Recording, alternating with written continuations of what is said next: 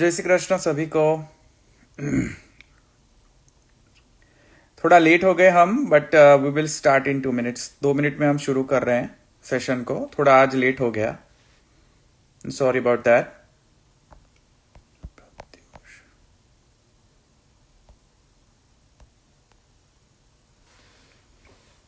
2 minute में शुरू करेंगे आज का सेशन।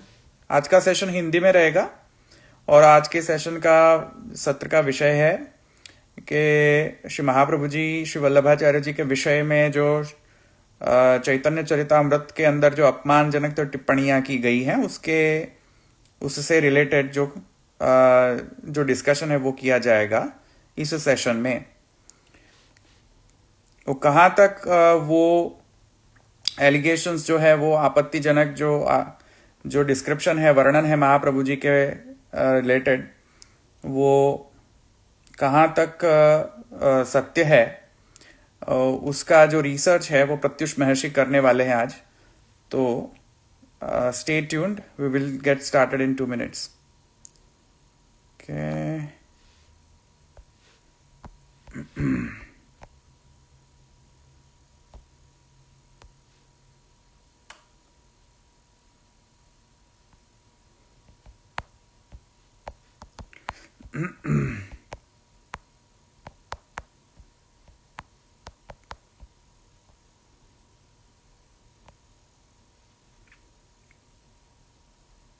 जय श्री कृष्ण।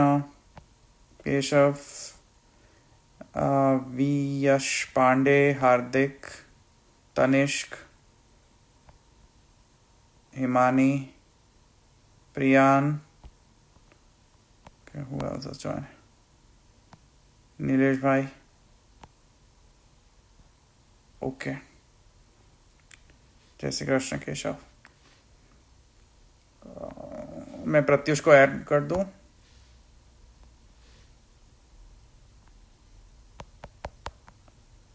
एक मिनट।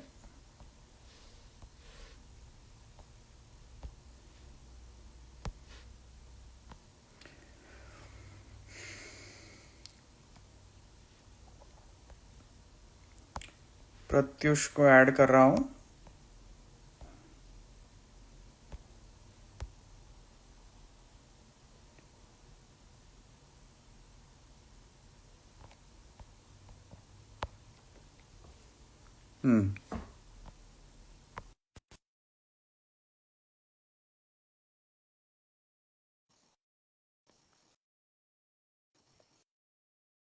प्रत्युष में आपको there you go. Okay okay. जय श्री कृष्ण। जय श्री कृष्ण राहुल भाई, जय श्री कृष्ण। Okay great. आज का सेशन शुरू कर रहे हैं। फिर सेशन का सभी को जय श्री कृष्ण। और आज के सेशन का मूल विषय है कि चैतन्य चरितामृत के एक ग्रंथ है, गौड़ीय संप्रदाय के, गौड़ीय वैष्णव संप्रदाय का एक चैतन्य चरितामृत नाम का ग्रंथ है। उसके अंतर्गत श्री वल्लभाचार्य महाप्रभु वल्लभाचार्य जी के विषय में कुछ आपत्तिजनक, अपमानजनक जो वचन कहे गए हैं, वर्णन किया गया है। तो उस आपत्तिजनक जो वचन है उसका खंडन हम लोगों ने शास्त्रीय पद्धति से, शास्त्रीय रेफरेंसेस दे के हमने उसका खंडन किया है। और उस खंडन जो उसका जो खंडन है उसका एक वेबसाइट भी बनाया है हमने। उसका नाम है pushtipedia.com। अब प्रत्युष महर्षि ज्वाइन हुए हैं हमारे साथ, और उन्होंने भी काफी सारा रिसर्च किया है इस विषय के अंतर्गत, और उन्होंने काफी सारा डिस्कशन भी गौड़ीय संप्रदाय के वैष्णव के लोगों के साथ इस विषय में किया है। तो हम उनसे आज सुनेंगे, प्रत्युष से सुनेंगे आज। तो Pratyush, thank you very much for joining. और जय श्री कृष्ण। थैंक यू राहुल जय भाई। Shri Krishna. Thank you very much for joining. And आज जो विषय है हमारा, उसके अनुकूल हम जो थोड़े प्रश्न करेंगे। पहली बात तो ये है कि चैतन्य चरितामृत के अंतर्गत श्री महाप्रभु जी के विषय में एक संक्षेप, आप अगर एक संक्षेप वर्णन कर सकते हो कि क्या क्या कहा गया है श्री महाप्रभु जी के विषय में, और उसके अनंतर उसके बाद सिस्टमैटिकली वन बाय वन अगर हम उस फॉल्स क्लेम्स, फॉल्स एलिगेशंस को अगर उनका खंडन कर सकते हैं प्रमाण के साथ, तो वो अच्छा रहेगा ऑडियंस के लिए। ठीक ठीक ठीक धवल भाई। सबसे पहले मैं पर्सनल लेवल पर तो ये बताना चाहूंगा कि हाँ, हम किसी भी पुष्टि मार्गीय वैष्णव का गौड़ीय संप्रदाय से कोई द्वेष नहीं, जिसमें व्यक्तिगत रूप से मेरा तो बिल्कुल भी नहीं है, क्योंकि मेरे खुद के पूर्वज मदन मोहन जी, वो सूरदास मदन मोहन जी के नाम से फेमस है, वो गौड़ीय संप्रदाय के भक्त थे, सनातन गोस्वामी रूप सनातन के शिष्य थे।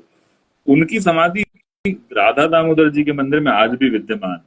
तो अपने अंतर्मन से तो हम षड गोस्वामियों का हमारे वार्ता ग्रंथ में वर्णन आता है, रघुनाथ दास गोस्वामी की उत्कृष्टता, उत्कृष्ट भक्ति का वर्णन आता है, इन सबका वर्णन। कृष्ण चैतन्य को महाभक्त के रूप में संप्रदाय प्रदीप में कहा गया कि जब महाप्रभु में पधारे तस्य एको महाभक्त कृष्ण चैतन्य नाम, ऐसा संप्रदाय प्रदीप में अपने आ रहा है। गोसाई जी के सामने 1553 ईस्वी में इस ग्रंथ को लिख दिया था गदाधर भट्ट जी ने, वो भी वृंदावन में गोविंद देव जी के सामने बैठ करके लिखा था, जो रूप गोस्वामी द्वारा सेवित थे।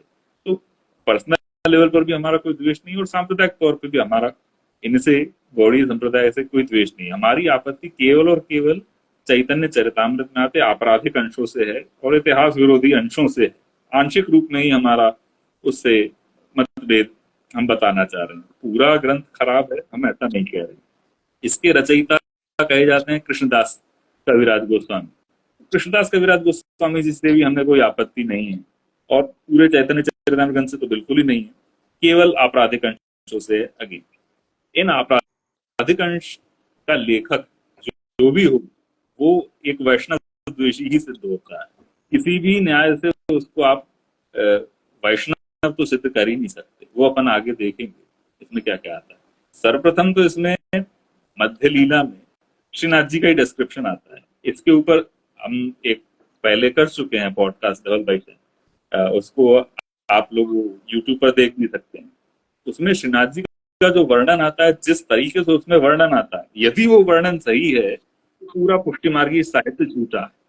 पुष्टि मार्गी साहित्य झूठा नहीं है, चैतन्य भागवत भी गलत है, क्योंकि वो चैतन्य भागवत के अगेंस्ट में जाता है।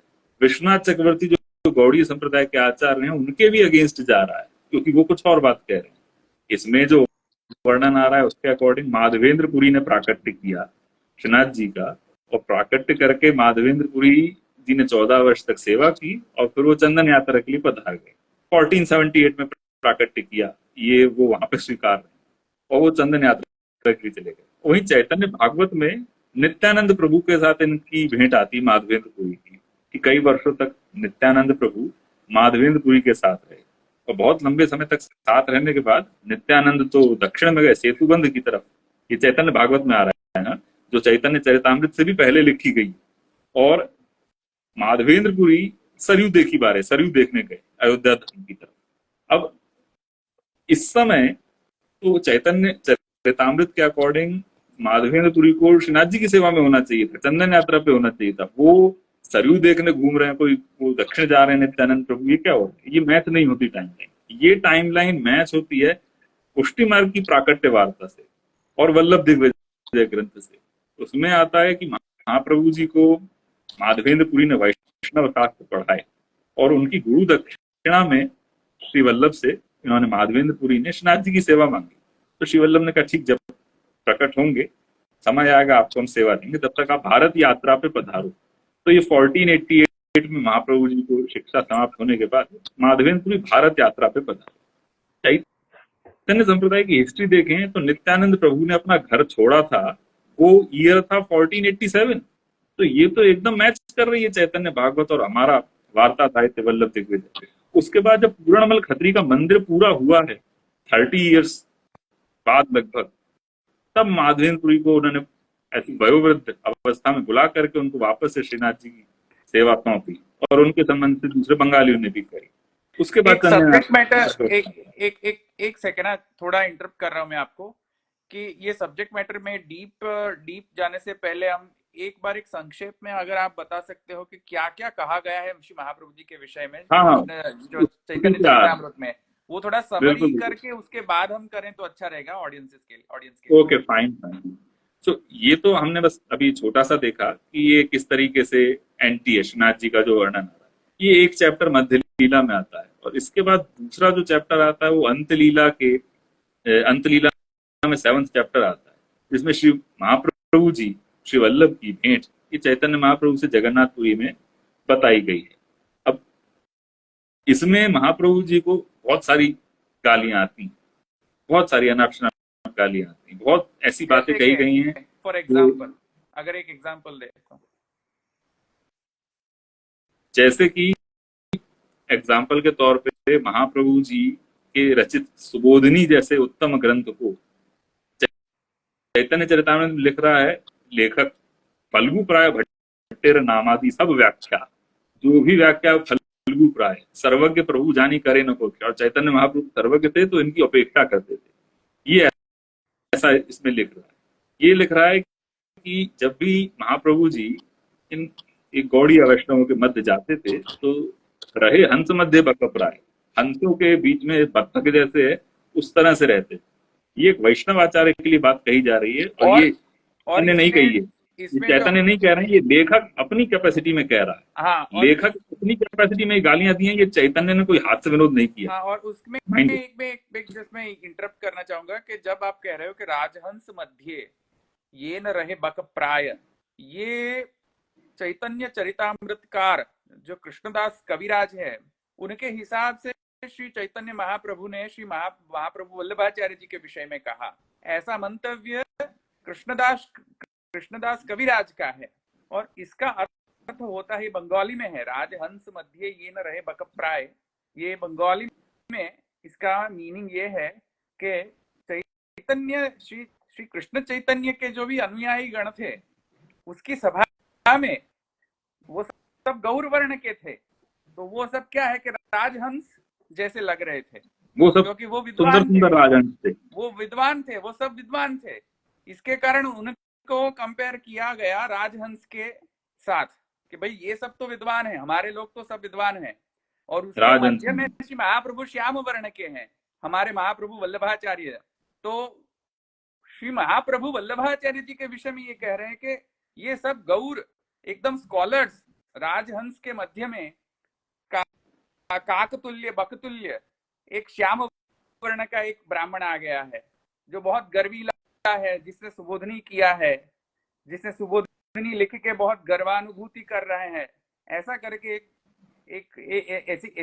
ऐसा प्रकार का एक वर्णन श्री महाप्रभु वल्लभाचार्य जी के विषय में कहा गया है। राजहंस मध्य ये न रहे बकप्राय, ऐसा अशोभनीय जो वचन है वो कृष्णदास कविराज के मुख से ये शोभनीय नहीं है श्री महाप्रभु जी के विषय में, श्री महाप्रभु वल्लभाचार्य जी के विषय में। हाँ, प्रथम तो मैं ये भी, हमारा प्रश्न ये है, हम ये नहीं कह रहे कि ये कृष्णदास कविराज ने लिखा था, क्यों मेरा ऐसा मत है कि कृष्णदास कविराज का लिखा हो सकता है, ये आगे हम हिस्टोरिकली इसका एनालाइज करके एक्सप्लेन करेंगे इसको। हम तो ये कह रहे हैं कि हो सकता है किसी और ने इसमें जोड़ दिया हो बाद में, इसका क्या प्रमाण है कि नहीं जोड़ा, हम इसको पूरा डिटेल में भी डिस्कस करेंगे। हमने अभी देख रहे हैं कि ये क्या क्या गालियां किस तरीके से आ रही हैं।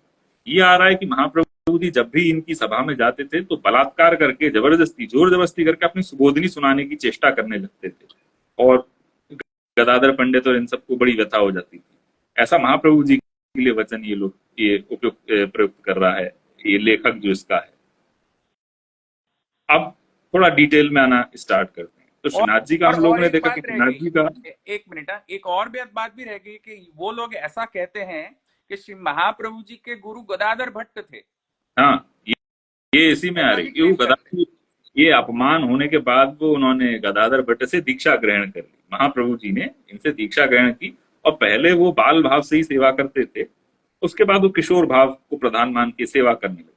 किशोर गोपाले उपासनाएं मन दीन, ऐसा चैतन्य चरितामृत वचन। पंडितेर सने तार मन फिरी गेल, किशोर गोपालेर उपासनाएं मन दीन, मतलब ये श्री वल्लभ जो थे वो बाल गोपाल मंत्र से उपासना किया करते थे कृष्ण की।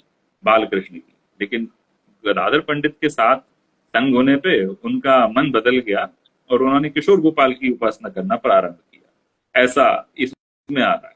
इन सब का अब हम डिटेल एनालिसिस करते हैं। तो सबसे पहले भी श्रीनाथ जी वाला जो मध्य लीला में आता है उसका तो हमने देखा कि वो पूरे के पूरे वार्ता साहित्य का तो विरोधी है ही। उसमें जो डिस्क्रिप्शन आ रहा है वो डिस्क्रिप्शन तो पूर्णमल खत्री के मंदिर बनने के बाद का है, प्राकट्य के समय का डिस्क्रिप्शन उसमें है ही नहीं।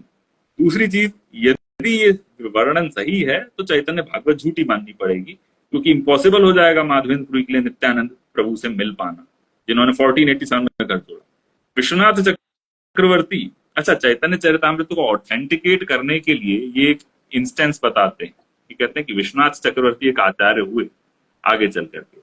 वो विश्वनाथ चक्रवर्ती आचार्य एक थोड़ा तो राधा जी इंट्रोडक्शन भी आप दे दो में ना आई। कि विश्वनाथ चक्रवर्ती कौन है, क्योंकि ऑडियंस माइट नॉट नो, तो एक थोड़ा हाँ, इंट्रोडक्शन ये दे दीजिए। बताया ना, ये विश्वनाथ चक्रवर्ती गौड़ीय संप्रदाय के आचार्य हुए इन्हीं षड गोस्वामियों की परंपरा में आगे चलकर लगभग 150 कुछ वर्ष बाद।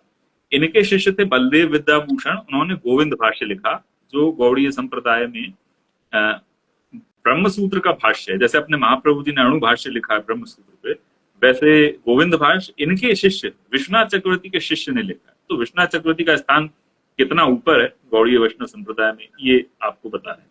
तो ये विश्वनाथ चक्रवर्ती जी को राधा जी स्वप्न में आई और उन्होंने कहा राधा जी ने कि कृष्णदास कविराज ने जो भी कुछ लिखा है वो सत्य है, ये तो मेरी सखी है, ये मेरी सखी है और इसने जो भी लिखा है वो बहुत सत्य लिखा है, तो तुम उसके विषय में संशय मत करो, प्रामाणिक।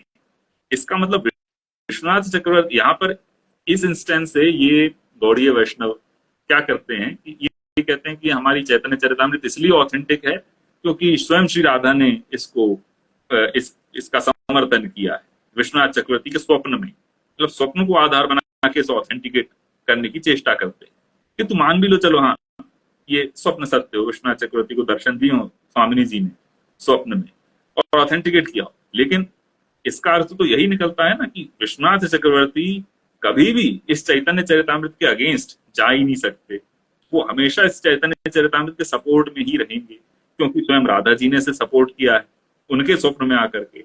और यही विश्वनाथ चक्रवर्ती क्या लिखते हैं इस स्तोत्र में, प्रकटित निज शक्त्या वल्लभाचार्य भक्त्या स्फुरति हृदय सैव श्रील गोपाल देव। प्रकटित निज शक्त्या श्रीनाथ जी के लिए लिख रहे हैं कि जो अपनी निज शक्ति से महाप्रभु वल्लभाचार्य की भक्ति के कारण प्रकट हुए, वो गोपाल मेरे हृदय में स्फुरित हुए, ऐसा विश्वनाथ चक्रवर्ती लिख रहे हैं। अब ये तो चैतन्य चरितामृत के अगेंस्ट हो गया, क्योंकि चैतन्य चरितामृत तो महाप्रभु जी का श्रीनाथ जी का कोई संबंध ही नहीं दिया गया, उसमें तो माधवेंद्रपुरी ने प्रकट किया ऐसा लिखा। यहाँ तो दूसरी बात करेंगे, प्रकटित निज शक्त्या वल्लभाचार्य भक्त्या। इससे ही स्पष्ट हो जाता है कि चैतन्य चरितामृत का उनके पास दूसरा वर्जन रहा होगा और उस वर्जन को राधा जी ने पुष्ट किया होगा, न कि इस प्रेजेंट वर्जन को। ये एक पॉइंट इससे निकल करके आ रहा है जो क्लेम ये गौड़ीय वैष्णव इस स्वप्न को दृष्टांत बना के करते हैं। तो इसके बाद मतलब मध्य लीला में श्रीनाथ जी वाला हमने देखा कि चैतन्य भागवत के अगेंस्ट है और विश्वनाथ चक्रवर्ती के भी अगेंस्ट है। मतलब विश्वनाथ चक्रवर्ती जो इनके आचार्य हैं, इन्हीं के पूर्वाचार्य हैं, उनके अगेंस्ट जा रहा है आज का चैतन्य चरितामृत। और चैतन्य भागवत जो सबसे प्राचीन ग्रंथ है चैतन्य की लाइफ के ऊपर, वैसे तो एक और प्राचीन ग्रंथ है चैतन्य मंगल, उसको गौड़ीय वैष्णव लोग ऑथेंटिक नहीं मानते। क्यों नहीं मानते, वो विषय हमारा विषयांतर हो जाएगा, उस पर नहीं जाएंगे अभी। बस चैतन्य भागवत चैतन्य चरितामृत से पहले पूर्व का ग्रंथ है, उससे भी आज की प्रेजेंट चैतन्य चरितामृत का विरोध है विश्वनाथ चक्रवर्ती से, और हमारे तो संपूर्ण वार्ता साहित्य वल्लभ दिग्विजय से है ही। बहुधा ये लोग इस बारे में आक्षेप करते हैं कि आपका वार्ता साहित्य पूरा झूठा है। अभी अभी हाल ही में इन लोगों ने पोस्ट किया कि वार्ताज आर स्टूपिड, ऐसा पोस्ट गौड़ीय वैष्णव तथा कथित गौड़ीय वैष्णव मंडली ऐसी ये वार्ता साहित्य के प्रति आक्षेप कर रहे हैं कि आपका पूरा वार्ता साहित्य झूठा है। यहाँ पर पहले तो हम वार्ता साहित्य की ऑथेंटिसिटी देख लेते हैं। तो वार्ता साहित्य ब्रज भाषा में हम सब जानते हैं, और ये भी हमें मालूम है कि ब्रज में होने के कारण गोस्वामी बालक जब भी प्रवचन करते थे, अपनी सुनी हुई जो भी कथाएं वार्ताएं हैं उनको भी इसमें कहते थे, प्रसंग के तौर पे कथा कहते हुए। वो वैष्णव द्वारा वो प्रसंग भी लिपिबद्ध होते जाते थे। तो इसलिए वार्ताओं का मूल स्वरूप काफी हद तक बिगड़ने लगा था। इतना कि 150 वर्ष पूर्व हमारे ही वल्लभ कुल के गोस्वामी बालकों ने आज्ञा करी है कि इन वार्ताओं में गपोड़ान के टट्टू घुस गए। लेकिन ऐसे सत्यनिष्ठ आचार्यों के कारण ही वैष्णवों ने बहुत प्रयत्न करके वार्ताओं को ढूंढना प्रारंभ किया दोबारा से, और हमें हमारी प्राचीन वार्ताएं मिली। सारी नहीं मिली, कौन कौन सी मिली? 84 वैष्णव वार्ता हमें मिली जो गोकुलनाथ जी के समय की लिखी हुई है, वो हमें पूरी प्राप्त हुई। हरिराय जी के समय की भी कई सारी प्रतियां 84 वैष्णव वार्ता की मिली, बहुत प्रतियां मिली। इससे इतनी प्रतियां मिलने से इतना तो अंदाजा हो जाता है कि कितना प्रसिद्ध ग्रंथ रहा होगा। दूसरा ऑथेंटिक ग्रंथ हमें मिला 252 वैष्णव वार्ता। इसमें भी बहुत हद तक गपोड़ा के टट्टू घुसे थे, लेकिन द्वारकादास पारिक के अथक प्रयत्न से हरिराय जी के समय की प्रतिलिपियां मिली। उनसे मिलान करके ये पता लगा लिया गया कि हाँ भाई ये जो वार्ता है ऑथेंटिक है, 252 वैष्णव वार्ता। तो ये हमें दूसरी मिली। तीसरी द्वारकादास पारिक को निज वार्ता मिली जो हरिराय जी के समय काल की थी, वो उन्होंने प्रिंट करवा ली। और चौथी थी अष्टसखान की वार्ता। ये अष्टसखान की वार्ता भी द्वारकादास पारिक को मिली और इसको भी ऑथेंटिक माना गया। तो ये 4 वार्ताएं तो पूरी तरह से ऑथेंटिक हमें प्राप्त हो रही हैं, प्राचीन अपने रूप में। अब जो वार्ताएं कुछ दूसरी हैं, जैसे श्रीनाथ जी की प्राकट्य वार्ता, इसकी प्राचीन हस्तलिखित प्रतियां प्राप्त नहीं होती, किन्हीं कारणों से नष्ट हो गई। तो इसकी ऑथेंटिसिटी कहाँ कहाँ कितनी है हम उस बारे में कह नहीं सकते कुछ ज्यादा। इसी तरह से भाव सिंधु ग्रंथ है, इसकी भी प्राचीन प्रतियां नष्ट हो गई। तो इन ग्रंथों में जो जो चीजें बाकी प्रमाणिक ग्रंथों से कॉमन आ रही हैं वो हम ऑथेंटिक मान सकते हैं, जो हमारे सिद्धांत के विरोधी नहीं है वो हम ऑथेंटिक मान सकते हैं, और जो इतिहास के विरोधी नहीं है, इन 3 पैरामीटर्स पे हम डिसाइड कर सकते हैं क्या ऑथेंटिक है क्या नहीं। प्रथम तो सिद्धांत विरोधी ना हो, दूसरा इतिहास विरोधी ना हो, और तीसरा प्राचीन प्रमाणिक ग्रंथों से मैच करता हो। सो इन 3 धरातल पे हम हमारे प्राकट्य वार्ता हो गई, भाव सिंधु ग्रंथ हो गया, बैठक चरित्र हो गया, इसको हम मान सकते हैं कि भाई हाँ इसके ये प्रसंग सत्य हैं क्योंकि सब जगह कॉमन आ रहे हैं। वल्लभ दिग्विजय के साथ भी प्रॉब्लम ये है कि उसकी प्राचीन प्रति मिलती नहीं है, लेकिन इसमें आने वाले प्रसंग जो भी हैं वो ऑथेंटिक है। इसमें न तो कोई सिद्धांत विरोध है, न इतिहास विरोध है, और संस्कृत में होने के कारण इसमें इंटरपोलेशन भी अधिक पता नहीं लगते। ऊपर का नीचे अवश्य हो गया है, लेकिन इसमें आने वाले प्रसंग जितने भी हैं वे सारे ऑथेंटिक हैं वल्लभ दिग्विजय की बात करें। इसी तरह से संप्रदाय प्रदीप है, उसकी भी प्राचीन प्रतियां हमें प्राप्त हैं। उसमें भी महाप्रभु जी का जो पार्ट आ रहा है, महाप्रभु जी की जीवनी के बारे में जो भी चीज आ रही है वो ऑथेंटिक है। इतने ग्रंथ हमारे पास में ऑथेंटिक है। ये 4 वार्ताएं जो द्वारकादास पारिक को प्राप्त हुई, वल्लभ दिग्विजय और संप्रदाय प्रदीप, ये ग्रंथ हमारे ऑथेंटिक संस्कृत ग्रंथ और वार्ता साहित्य के हैं। अब ऐसे वार्ता साहित्य का विषय जो है वो है महाप्रभु जी के शिष्यों ने किस प्रकार से श्री वल्लभ के सिद्धांत को अपने जीवन में जिया, किस तरह से महाप्रभु जी के 84 वैष्णवों ने समस्त अपने जीवन में महाप्रभु जी द्वारा प्रचारित वैष्णव पुष्टि भक्ति सिद्धांत को कैसे अपने जीवन में जिया, वो इस वार्ता का वर्ण विषय है। ऑब्वियसली इसका कंपैरिजन चैतन्य चरितामृत और प्रेम विलास जैसी गाली गलौज करने वाली पुस्तकों से किया ही नहीं जा सकता। प्रमाणिक वार्ता साहित्य का बात आती है, फिर से इस पर हम आते हैं कि मध्य लीला में क्या है, श्रीनाथ जी का वर्णन जो आ रहा है वो हमारे इस ऑथेंटिक वार्ता साहित्य की जिसकी प्राचीन प्रतियां हमें प्राप्त हैं उसके अगेंस्ट में है। ये विश्वनाथ चक्रवर्ती के अगेंस्ट है, इन्हीं के आचार्य जो हैं, और चैतन्य भागवत के अगेंस्ट है जो चैतन्य चरितामृत से भी पूर्व लिखी गई पुस्तक है। उसके बाद भी दुराग्रह से इसको सत्य मानते हैं। चलो ठीक है। अब अगला जो इसमें जिस विषय से हमें दिक्कत है वो है महाप्रभु जी के बारे में जो गाली गलौज इसमें आई है। सबसे पहले अगेन इस बात को दोबारा मैं दोहराना चाहूंगा कि मूल चैतन्य चरितामृत अपने आप में एक उच्च कोटि का ग्रंथ रहा होगा, उच्च कोटि का ग्रंथ रहा होगा, इसमें हमें कोई आपत्ति नहीं, किंतु चैतन्य के जीवन पर प्रकाश डालना ही इसका एकमात्र उद्देश्य था। तो इसलिए है तो एक हेजियोग्राफी चैतन्य चरितामृत। और वार्ता के बारे में हमने देख लिया कि हमारी वार्ता के कौन कौन से ग्रंथ ऑथेंटिक हैं जो हमें प्राप्त हो रहे हैं। हम इनसे प्रश्न करते हैं कि चैतन्य चरितामृत की कितनी प्राचीन प्रतियां इनके पास हैं जिसमें ऐसे आपराधिक अंश आते हैं। विश्वनाथ चक्रवर्ती की संस्कृत टीका, हम इनसे प्रश्न करते हैं कहाँ है। अभी तक इन्होंने उसको छुपा करके क्यों रखा हुआ है? अधिक समय होगा, ठाकुर जी की कृपा हुई तो हो सकता है वल्लभ कुल की कोई बालक उसे प्रकाशित करवा दे। खैर, दूसरे विषय हो जाएगा वो। बट चैतन्य चरितामृत की प्राचीन प्रतियां प्राप्त नहीं। जब प्राचीन प्रतियां प्राप्त नहीं हो रही हैं और इतिहास से विरोध स्पष्ट इसमें दिख रहा है, फिर भी इसको दुराग्रह से सत्य मानना तो मूल ग्रंथ की हत्या का समान अपराध है।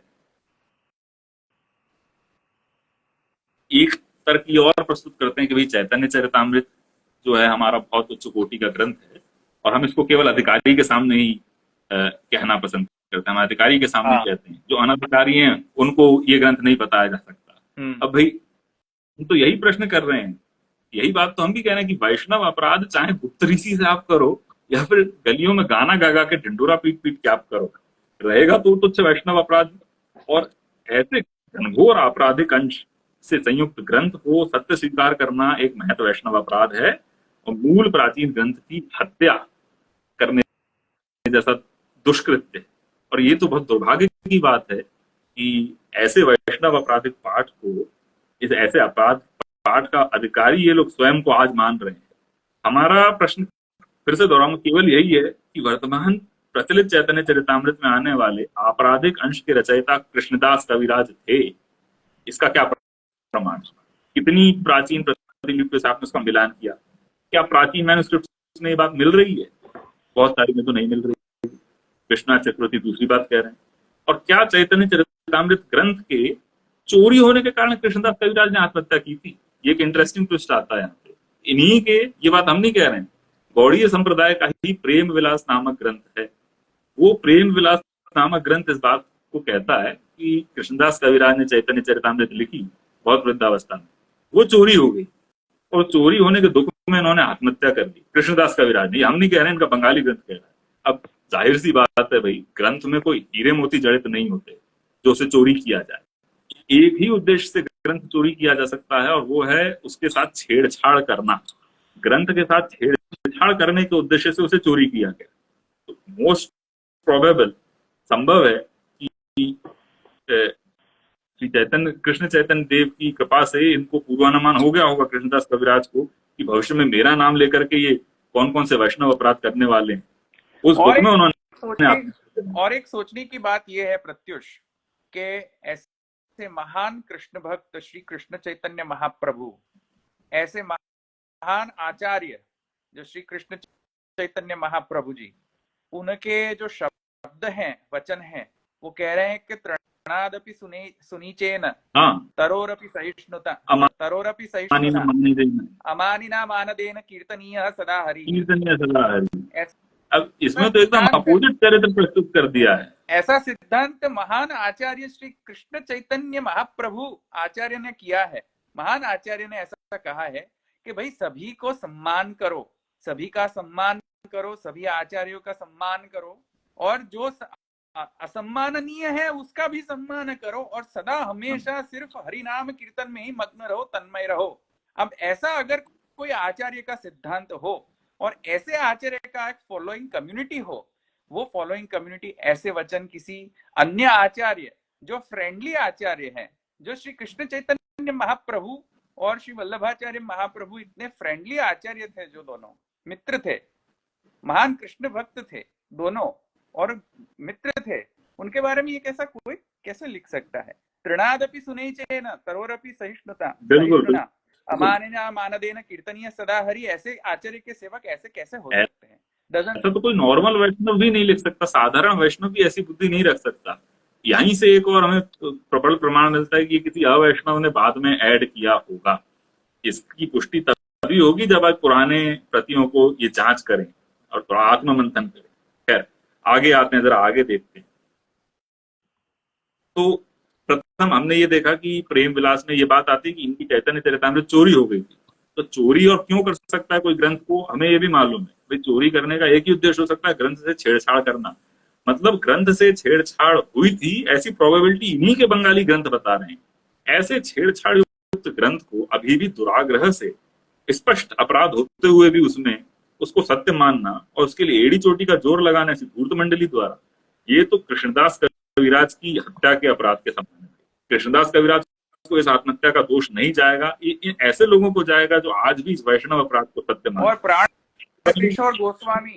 किशोर गोस्वामी अपने एडिटर हाँ, श्री कृष्ण चैतन्य चरितमृत में कहते हैं, वृंदावने विदग्ध वैष्णव मंडली परिवेष्टने अवस्थान करवार हाँ, सुयोग पेय छे ना, बंगाली में लिखा है ये। एक वैष्णव विदग्ध वैष्णव मंडली है जो सभी का हाँ, ऐसे हाँ। अब ऐसे अपमान कर भाई रही है। ये मंडली विदग्ध कैसे हो गई, ये समझ में नहीं आया।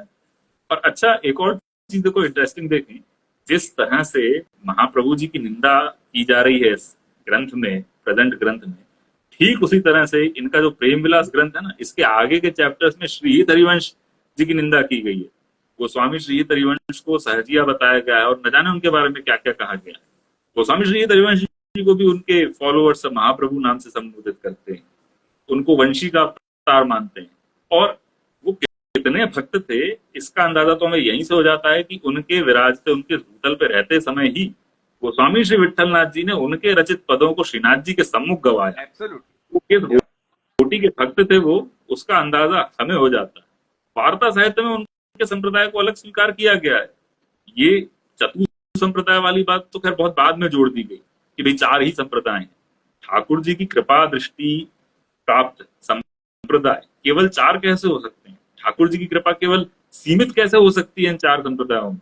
जब जिन ठाकुर की 16,108 रानियां हो सकती हैं, उनके 16,108 संप्रदाय भी हो सकते हैं और सभी ऑथेंटिक हो सकते हैं, सभी भक्त हो सकते हैं। केवल मात्र 4 संप्रदायों में उन्हें बांधना ठीक नहीं। जिस पद्म पुराण को ये कोट करते हैं कि 4 संप्रदायों का श्लोक पद्म पुराण में है, वो पद्म पुराण की किसी प्राचीन प्रति में प्राप्त ही नहीं, किसी प्राचीन प्रति में प्राप्त। पुनश्च ये कहते हैं कि नहीं, गौर गणोद्देश दीपिका में इस श्लोक को कोट किया गया है। तो भाई गौर गणोद्देश दीपिका का हिस्टोरिकल एनालिसिस आपने किया नहीं, बाद में उसमें ऐड कर दिया, उसका हमें पता नहीं। कैसे हम उसके आधार पर ये मान लें कि ये श्लोक पद्म पुराण में रहा होगा? यदि रहा होता तो पूर्वाचार्यों ने कोट किया होता ना। ना महाप्रभु कोट कर रहे हैं, महाप्रभु जी, ना षड गोस्वामी जन इनके कोट कर रहे हैं ये 4 संप्रदाय वाले श्लोक को, और न ही मध्वाचार्य रामानुजाचार्य कोट कर रहे हैं। ये अच्छा, एक मिनट जबरदस्ती श्री हरिवंश की निंदा करने के लिए इसको बढ़ाते हैं। एक मिनट, एक ऑडियंस ने ऐसा क्वेश्चन किया कि प्रेम विलास जो है वो कोई गौड़ी आचार्य मानी ही नहीं करते, ऐसा कह रहे हैं कोई। प्रेम विलास को कोई गौड़ी आचार्य आज मान्य नहीं करता है, लेकिन श्री हरिवंश की निंदा ये लोग उसी ग्रंथ के आधार पर कर रहे हैं। आज कोई मान्य क्यों नहीं कर रहा है? क्योंकि इस ग्रंथ की प्राचीन प्रतिलिपियां मिली, वो 16 चैप्टर्स में ही एंड हो जाती हैं। बाद की प्रतियों में जो 100 साल 150 साल बाद लिखी गई, उसमें चैप्टर्स बढ़ते जा रहे हैं, और वो बढ़ते बढ़ते चैप्टर्स में एक चैप्टर में श्री हरिवंश को भयंकर गाली गलौज देकर और सहजिया और जाने क्या क्या द्वेषपूर्ण गालियां दी गई। ये कह के कि इन्होंने एकादशी के दिन पान खा लिया था तो गोपाल भट्ट जी ने इनका त्याग कर दिया, और फिर चोरों ने इनकी गर्दन काट दी और वो इनके पैरों के नीचे आ गया उनका सिर, इसलिए उनका उद्धार हुआ। ऐसी अनर्गल अपराधपूर्ण बातें ये लोग करते हैं ऐसे महाभक्त के लिए। और वो हमारे संप्रदाय में किस कोटि का स्थान उनको प्राप्त है, उनके पद आज भी हमारे यहाँ पद संग्रह में संकलित है, हम उनके ठाकुर जी के सम्मुख गाए जाते हैं। और ये किस तरह की अनर्गल बातें कर रहे हैं। और अभी तक तो ये करते ही थे, कुछ समय पहले तक सभी इसको ऑथेंटिक मानते थे, लेकिन अब ऑथर कह रहे हैं कि नहीं, ऑथेंटिक नहीं, क्योंकि प्राचीन प्रतियां उसकी मिल गई जो 16 चैप्टर्स में एंड हो रही है, ठाकुर जी की कृपा हुई। लेकिन अभी भी इस्कॉन समेत कई सारे कहते मिल जाते हैं कि राधा वल्लभी तो सब सहजियां हैं, राधा वल्लभी सब सहजियां हैं। वो ये भूल जाते हैं कि इस्कॉन के फाउंडर प्रभुपाद की सहायता उनके परम मित्र ने की थी। जब कोई गौड़ीय वैष्णव आचार्य उनकी सहायता में नहीं आया था, तब उनके मित्र हितशरण शर्मा, ये हित शर्मा मेरे ही नाना जी थे, इन्होंने प्रभुपाद के फ्रेंड थे बहुत अच्छे, इन्होंने प्रभुपाद की बहुत हेल्प की। प्रभुपाद की भागवत अपने प्रिंटिंग प्रेस में छापी, मतलब मेरे मामा जी की, जो मेरे नाना जी की प्रिंटिंग प्रेस है, उसमें पहली बार प्रभुपाद की भागवत को छापा उन्होंने, और कहा कि आप कॉस्ट इसकी बाद में दे दीजिएगा जब आप पैसा आएगा, अभी आपको उसकी टेंशन लेने की आवश्यकता नहीं। वो राधा वल्लभ संप्रदाय के थे मेरे नाना जी, वो प्रभुपाद के इतने घनिष्ठ मित्र थे। और आज ये जब संप्रदाय का फैल गया है, प्रचार प्रसार फैल गया है, पैसा इकट्ठा हो गया, तो ये कह रहे हैं कि ये तो सब सहजियां हैं। और वो प्रभुपाद बार बार हमें नाना जी के बहुत बार आया करते हैं, बहुत बार आया करते थे, बहुत बार उन्होंने प्रसाद ग्रहण किया, और अभी ऐसी बात कर रहे हैं। ये कहाँ का न्याय है? ये कैसी बात है? खैर, इन्हीं प्रभुपाद को यूएस भेजने वाले कोई गौड़ीय वैष्णव आचार्य नहीं, किसी गौड़ीय वैष्णव आचार्य ने इनकी सहायता नहीं की प्रभुपाद की। प्रभुपाद के स्वयं के वचन है, अपने ही गौड़ीय वैष्णव गोस्वामियों के प्रति, all these Goswamis want me dead, mind it, मेरे वचन नहीं है, प्रभुपाद के वचन है, जाके पढ़ सकते हैं ये लोग। प्रभुपाद इन गोस्वामियों के प्रति, गौड़ीय वैष्णव गोस्वामी, राधा रमण जी का मंदिर और भट्ट जी की हवेली और नित्यानंद परिवार और अद्वैत परिवार जो भी के हैं, उनके लिए कह रहे हैं all this Goswamis want me dead, they all hate me. ये प्रभुपाद के वचन है, मेरे नहीं। उन प्रभुपाद को यूएस भेजने में जो आगे आए वो थे दीक्षित जी महाराज, श्याम मनोहर दीक्षित जी के पिताजी दीक्षित जी महाराज। उन्होंने सुमति मोरारजी को आज्ञा की कि इनकी सहायता करो यूएस जाने में, तो सुमति मोरारजी ने प्रभुपाद को यूएस भेजा। ऐसे प्रभुपाद के लेटर्स भी प्राप्त होते हैं, पुष्टि मार्गियों को लिखे गए कि आप हमारी सहायता करें। गौड़ीय वैष्णव गोस्वामियों के प्रति नहीं, उनके प्रति अपोजिट वर्ड्स मिल रहे हैं। अब आज भले ही भाईचारा बढ़ गया हो, क्योंकि फॉलोअर्स बढ़ने से पैसा बढ़ता है, मे भी इसलिए बढ़ गया हो, कोई भी रीजन हो हम नहीं जानते, बट प्रभुपाद के वर्ड्स अभी भी सामने मौजूद है, जो प्रभुपाद गोस्वामियों के प्रति कह रहे हैं कि all this Goswamis they want me dead, ऐसा कह रहे हैं। तो पुष्टि मार्गी आचार्य तो इतना होने के बाद भी इतना विवेक रखते थे कि प्रभुपाद की सहायता करने में आगे रहते थे। प्रभुपाद के बिल्कुल दीक्षित जी महाराज ने सुमति मुरारजी को बोला कि आप इन्हें भेजो, तो सुमति मुरारजी को जलदूत शिप से भेजा यूएस। और आज वही इस्कॉन में प्रभुपाद के शिष्य हैं कोई बीजी नरसिंगा स्वामी। ये बीजी नरसिंगा स्वामी अब इस्कॉन छोड़ चुके हैं, लेकिन इनकी वीडियोस हैं, इनकी वेबसाइट, क्या क्या अनर्गल क्लेम नहीं करते हो पुष्टि मार्ग को लेकर के। क्या तो उन्होंने महाप्रभु जी का मजाक उड़ाया है अपनी वीडियो में जो यूट्यूब पर उन्होंने डाली हुई बीजी नरसिंगा स्वामी। किस हद तक ये चैतन्य चरितामृत का वैष्णव अपराध लोगों को लेके जा सकता है, ये उससे हमें पता लग रहा है। किस भयंकर कोटि का वैष्णव अपराध ये कर रहे हैं खाली एक कथा के मारे। अब इनका गौर गुणोपदेश दीपिका ग्रंथ की बात जो बताई हमने, उसका वर्ण विषय है कि चैतन्य महाप्रभु के जो परिकर में जो भी लोग थे वो कौन कौन अवतार थे। उसमें एक मजेदार बात, उसमें हमारे महाप्रभु वल्लभाचार्य को शुकदेव का अवतार बताया गया कि वल्लभाचार्य तो शुकदेव के अवतार थे। खैर सम्मानजनक टिप्पणी है, बट हम जानते हैं हमारे महाप्रभु जी ने स्वयं अपने सुबोधनी टीका के मंगलाचरण में अपना स्वरूप स्पष्ट कर दिया है, वैश्वानर अग्नि स्वरूप, नहीं विप्रो वैश्वानरात् वाक्पते। उसी का स्पष्टीकरण गोस्वामी श्री विट्ठलनाथ जी दे रहे हैं कि महाप्रभु जी तो रासस्त्री भाव पूरित विग्रह हैं। सर्वोत्तम में गोस्वामी श्री विट्ठलनाथ जी दे रहे, रास स्त्री यानी राधा जी मुख्य रास स्त्री, उनके भाव से पूरित विग्रह, विराग्नि भाव से पूरित विग्रह। और वल्लभाष्टक में कहते हैं वस्तुतः कृष्ण एवं, तो स्वयं कृष्ण जो राधा के भाव से पूरित हैं, विराग्नि भाव से पूरित हैं, वो स्वरूप श्री महाप्रभु जी का। ये बात गोस्वामी श्री विट्ठलनाथ जी स्पष्ट कह रहे हैं। और कौन है गोस्वामी श्री विट्ठलनाथ जी, जिनकी स्तुति षड गोस्वामियों में से रघुनाथ दास गोस्वामी कर रहे हैं। विट्ठलेशो सख्य, विट्ठलनाथ जी का सख्य भाव श्रीनाथ जी के प्रति इतना ज्यादा था कि प्रेम से इनके रोम पुलकित उठते थे जब विश्वनाथ जी की सेवा में जाते थे। ऐसी स्तुति गोस्वामी श्री विट्ठलनाथ जी की कर रहे हैं रघुनाथ दास गोस्वामी। विश्वनाथ चक्रवर्ती इनकी स्तुति कर रहे हैं गोस्वामी श्री विट्ठलनाथ जी। ऐसे आचार्य हैं गोस्वामी श्री विट्ठलनाथ जी, और वो महाप्रभु जी के बारे में इस स्पष्टीकरण को कह रहे हैं। मतलब गजब की दिव्य दृष्टि है। महाप्रभु जी स्वयं कह रहे हैं हमारा स्वरूप ये है, गोसाई जी कह रहे हैं ये है, लेकिन गौड़िया लोग आकर कहते नहीं नहीं नहीं आपका स्वरूप ये नहीं है, आपका स्वरूप ये है। भाई गजब दिव्य दृष्टि है। अच्छा, इस दिव्य दृष्टि के होने के बाद भी आप सुखदेव अवतार कह रहे हो, बट उन्हीं सुखदेव अवतारी की भागवत टीका को आप मान्य नहीं कर रहे। वो आप जो महाप्रभु जी ने कहा 3 अध्याय प्रक्षिप्त हैं, त्रयाध्याय प्रक्षिप्तवाद जो है दशम स्कंद का ब्रह्माभिमोहन लीला के, वो दूसरे पुराण से घुस गए अंदर। ये मध्वाचार्य का मत है, और इसको भी महाप्रभु जी मान्य कर रहे हैं। यहाँ भाई ये गड़बड़ घुस गए। महाप्रभु जी को वैष्णव शास्त्र माधवेंद्र पुरी जी ने पढ़ाए थे। और गजब की बात देखें, क्या विडंबना कहती है कि माधवेंद्र पुरी जी को क्लेम करने वाले ये माधव गौड़ेश्वर, ये यहाँ पर माधवेंद्र पुरी जी को रिजेक्ट कर दे रहे हैं। जिन्हें सुखदेव गोस्वामी का अवतार कह रहे हैं, उनके मत को ये रिजेक्ट कर दे रहे हैं, और उनको त्रयाध्याय अक्षिप्तवाद वो नहीं है, एक्सेप्ट नहीं है। अब ये भाई आप कर क्या रहे हैं? आप अपने ही फॉलो, अपने ही पूर्वज, अपने ही जो गुरु हैं उनकी जो कही बात है उसको वो आपको तो स्वीकार नहीं है। हो क्या रहा है, कैसी विडंबना है, ये चीज समझ में नहीं है।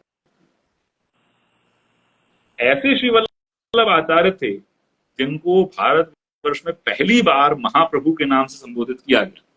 सर्वप्रथम बार यदि भारत में किसी को महाप्रभु कहा गया है तो वो श्रीमद वल्लभाचार्य महाप्रभु है। और इसका हमारे पास में ऐतिहासिक प्रमाण विद्यमान है कि महाप्रभु जी ने अपने बड़े भाई रामकृष्ण भट्ट जी के साथ बद्रीनाथ की यात्रा की।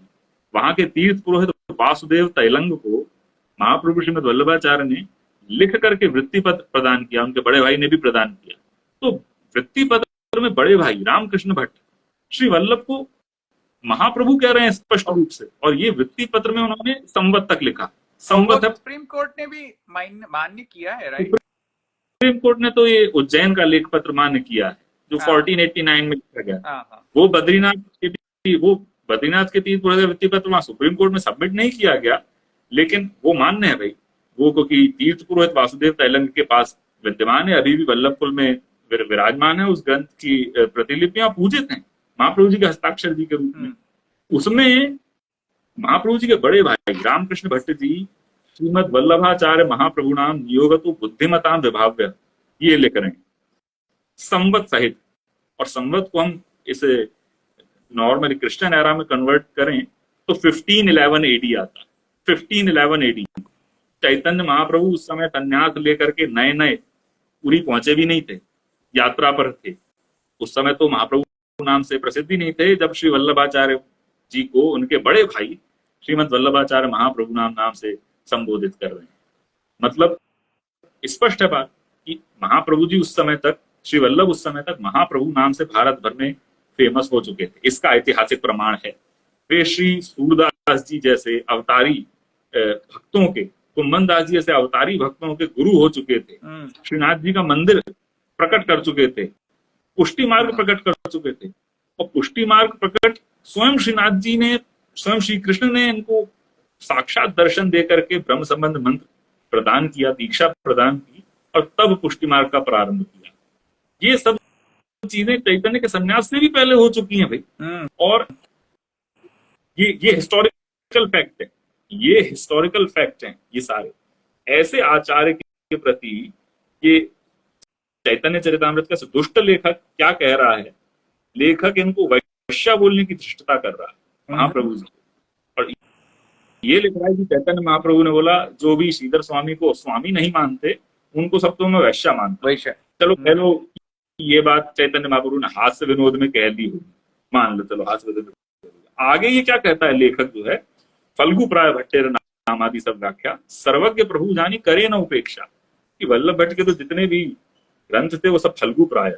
कहीं भी इस लेखक ने महाप्रभु जी को, मतलब जो महाप्रभु जी नाम से पहले ही फेमस हो चुके हैं, उनको कहीं भी इसने आचार्य तक नाम से संबोधित नहीं किया। या तो इसे पता नहीं था, या तो ये दुष्ट जानबूझ के छुपाने की चेष्टा कर रहा है।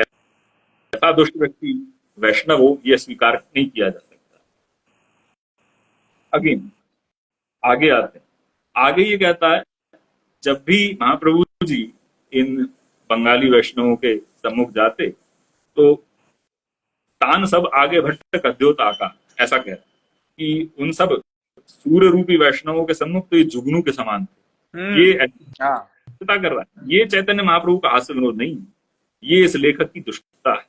इस लेखक ने अपनी बुद्धि लगा करके महाप्रभु जी को ऐसी गाली दी है, तान सब आगे भट्ट कद्योता का। यदि ये लेखक वैष्णव होता तो इस प्रकार की टिप्पणी कर ही नहीं सकता था।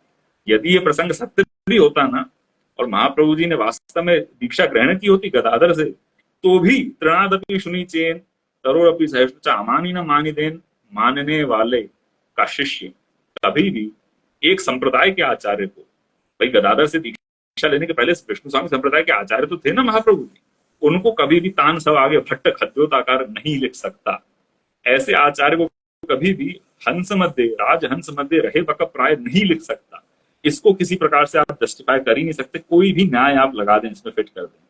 हम यही कह रहे हैं कि इस प्रकार से दैन्यता की प्रतिमूर्ति पुष्टि मार्ग के प्रवर्तक आचार्य, जिनको गोस्वामी श्री विट्ठलनाथ जी वस्तुतः कृष्ण एवं कह रहे हैं, वो विट्ठलनाथ जी जो इन्हीं के आचार्य द्वारा स्तुत हैं, विश्वनाथ चक्रवर्ती रघुनाथ दास गोस्वामी द्वारा स्तुत हैं।